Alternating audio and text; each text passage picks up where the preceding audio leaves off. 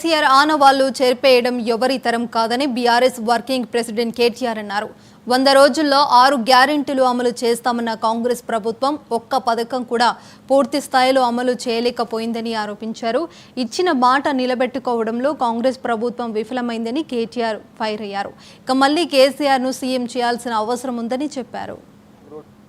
వాస్తవం ఏంటి అంటే ఇవాళ నష్టపోయింది కేసీఆర్ గారు టీఆర్ఎస్ పార్టీ కాదు. అది ఇప్పుడిప్పుడే అందరికీ అర్థమవుతా ఉంది.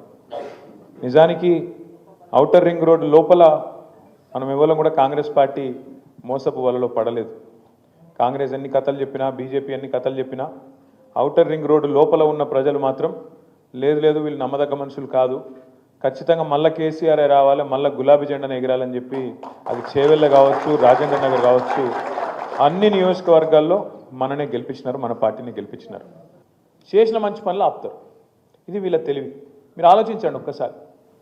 మనం ఎవ్వరం కూడా హైదరాబాద్ నగర అభివృద్ధికో, తెలంగాణ అభివృద్ధికో, తెలంగాణలో పేదలకు మంచి జరుగుతుంటేనో అందరం కూడా సహకరిస్తాం, అందరం కూడా సపోర్ట్లు కొడతాం, అవసరమైతే ముంగటి వరుసలు నిలబడి మంచి పని చేస్తున్నారని చెప్తాం. కానీ ఏం జరుగుతుంది వాళ్ళ 16 నెలల్లో? వీళ్ళే కదా చెప్పింది 100 రోజుల్లో 6 గ్యారంటీలు అన్నారు. 500 రోజులైంది, 500 రోజులైంది, 100 రోజులు కాదు 500 అయింది. మరి 500 రోజుల తర్వాత ఒక్కటంటే ఒక్క హామీ అమలైందా? ఏదన్నా ఒక్కటి పూర్తిగా చేసినరా? ఒకటే ఒకటి, అది కూడా సగం చేసిర్రు. ఏది? Free bus. ఇక ఆ బస్సు అందం నేను చెప్పరాదు, ఇక మళ్ళీ అంటే మళ్ళీ నా మీద ఒక కేసు పెడతారు.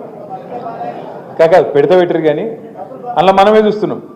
ఇదివరకు ఎన్నడూ చూడని విచిత్రాలు చూస్తున్నాం. మా ఆడబిడ్డలు ఒకరినొకరు సీట్ల కోసం తన్నుకునే పరిస్థితి.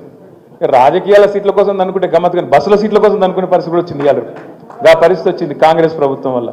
అట్లాగే మీరు ఆలోచించండి. ఇది మరి తెలంగాణ ఆత్మగౌరవాన్ని ఆకాశ స్థాయికి తీసుకుపోయి స్వరాష్ట్రాన్ని సాధించిన గులాబీ జెండా మన నాయకుడు కేసీఆర్ గారి నాయకత్వంలో రెండోది. ఈ రికార్డు ఎవరు చెరపలేరు. ఎన్టీఆర్ గారి రికార్డుని ఎవరు కొట్టలేరు, కేసీఆర్ గారి రికార్డును కూడా ఎవరు తారుమారు చేయలేరు. కేసీఆర్ గారి ఆనవాళ్లను తుడి చేస్తానని ఎవరన్నా అనుకుంటే ఆయన కర్మది, ఆయన అజ్ఞానం తప్ప ఇంకోటి కానే కాదు. వాస్తవమే.